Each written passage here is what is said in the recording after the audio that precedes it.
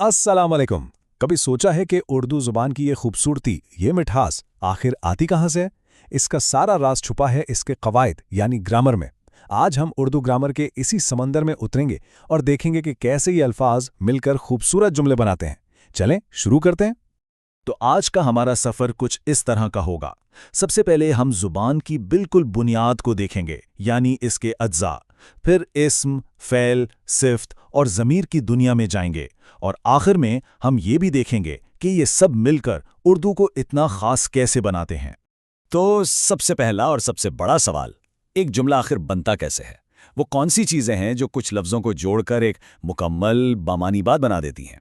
आइए इसी सवाल का जवाब ढूंढते हैं। इस सवाल का जवाब हमारे पहले हिस्से में ही है, ज़ुबान के बुनियादी अज्जा। यहाँ हम ये समझेंगे कि कैसे चंद अल्फाज मिलकर एक मुकम्मल जुमले की शक्ल इख्तियार कर लेते हैं। देखें, किसी भी ज़ुबान की बुनियाद होता है लफ्ज़, लेकिन हर लफ्ज़ नहीं, सिर्फ वो लफ्ज़ जिसका कोई मतलब हो, उसे हम कहते हैं कलमा।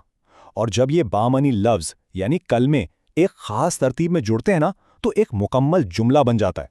बस इतनी सी बात है। अब मज़े की बात यह है कि हर कलमा इन तीन में से ही कोई एक होता है। इस्म यानी किसी भी शख्स, जगह या चीज़ का नाम, फ़ेल यानी कोई भी काम या एक्शन, और हर्फ जो इन दोनों को जोड़ने वाले पुल का काम करता है, जैसे ने, को, पर वगैरह। चलें अब ज़रा अस्म की दुनिया में चलते हैं और देखते हैं कि नामों की ये दुनिया कितनी वसी और दिलचस्प है। अच्छा, तो इस्म को पहचानने के ना कई तरीके हैं। उसे उसके मानी की बुनियाद पर, उसकी तादाद की बुनियाद पर और उसकी जिन्स की बुनियाद पर तकसीम किया जा सकता है। आइए एक एक करके इनको देखते हैं।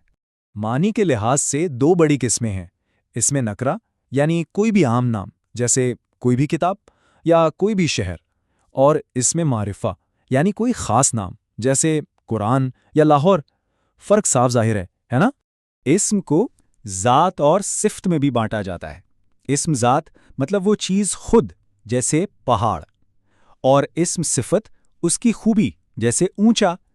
तो जब हम कहते हैं ऊंचा पहाड़, तो उसमें पहाड़ इस्म ज़ात है और ऊंचा उसकी सिफ़त। और हाँ, उर्दू में ये दो बातें बहुत ज़रूरी हैं। तादाद यानी कोई चीज़ एक है या ज़्यादा, वाहिद है या जमा, और जिन्स यानी वो मुज़क्कर है या मुअन्नस। सही जुमला बनाने के लिए इन दोनों को समझना बहुत अहम है।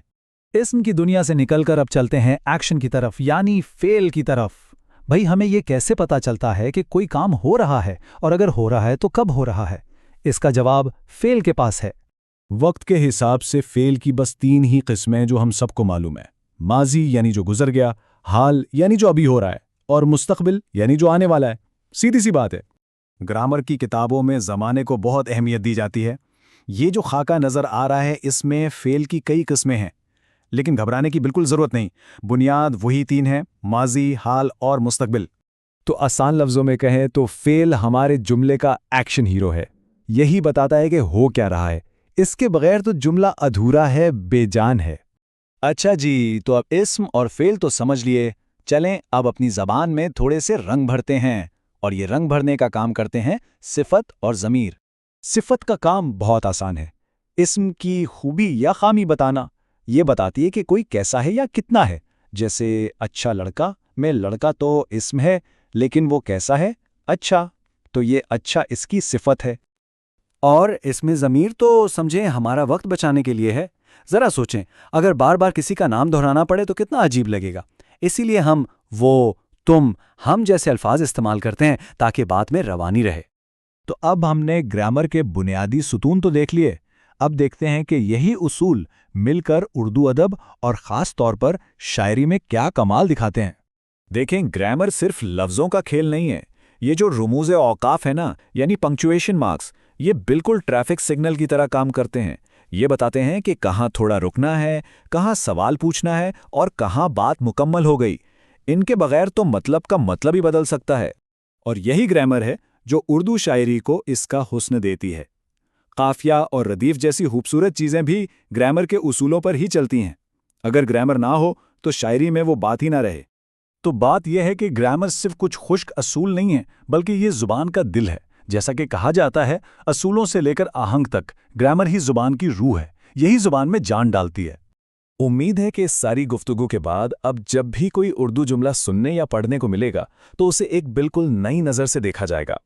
इसमें छुपे इस्म, फ़ेल और हर्फ को पहचानने की कोशिश कीजिए। यकीन करें, ज़बान को समझने का एक नया ही जहां सामने आएगा।